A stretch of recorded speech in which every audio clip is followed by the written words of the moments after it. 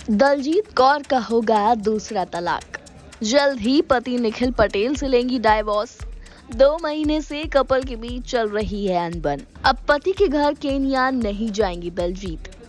11 महीने में ही टूट गई है दलजीत कौर की शादी और अब कपल डाइवोर्स की राह पर है।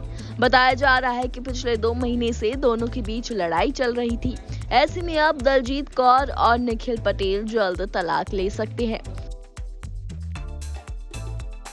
दलजीत के एक करीबी ने दोनों के अलग होने की वजह का खुलासा किया। करीबी ने कहा, शुरुआत में कपल के बीच सब कुछ ठीक था, लेकिन ये खुशी कुछ समय के लिए ही थी। निखिल और दलजीत के बीच कुछ समय बाद दिक्कतें होने लगी, झगड़े बढ़ने लगे। धीरे धीरे दलजीत और निखिल को एहसास हुआ कि दोनों एक दूसरे के लिए नहीं बने हैं। पिछले 2 महीने में हालात और बिगड़ गए और स्थिति ऐसी ही बनी रही तो दोनों तलाक ले लेंगे। दलजीत ने बीते साल मार्च 2023 में बिजनेस टाइकॉन निखिल पटेल के साथ शादी रचाई थी। ये वेडिंग बहुत धूमधाम से हुई थी। टीवी जगत की कई हस्तियां इस शादी में पहुंची थी। बता दें कि दलजीत और निखिल की मुलाकात दुबई में एक न्यू ईयर पार्टी में हुई थी, जिसके बाद दोनों ने कुछ समय तक एक दूसरे को डेट किया था और 18 मार्च साल 2023 को दोनों ने शादी कर ली थी।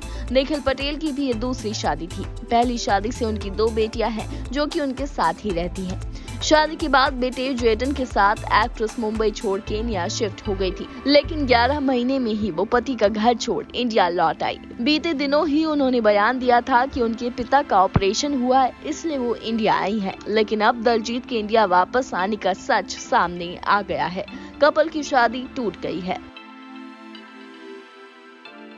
दलजीत ने जैसे ही सोशल मीडिया से अपनी शादी की फोटो और पति का सरनेम हटाया, लोग समझ गए कि उनकी शादी में दरार आ गई है। इसी बीच उनके पति निखिल पटेल जापान घूम रही हैं। उनके सोशल मीडिया स्टेटस से ये साफ जाहिर होता है कि उन्हें दलजीत से शादी टूटने का कोई अफसोस नहीं है। वो फिलहाल जापान की तस्वीरें शेयर करने में व्यस्त हैं। आपको बता दें कि निखिल संग दलजीत की ये दूसरी शादी थी। उन्होंने पहली शादी साल 2009 में एक्टर शालीन भनोट के साथ की थी। दोनों ने टीवी शो कुलवधू सीरियल में साथ काम किया था। साल 2014 में उनका एक बेटा हुआ और साल 2015 में एक्ट्रेस ने उनसे तलाक ले लिया था। दलजीत ने पति पर मारपीट करने का आरोप भी लगाया था। Bureau report E24।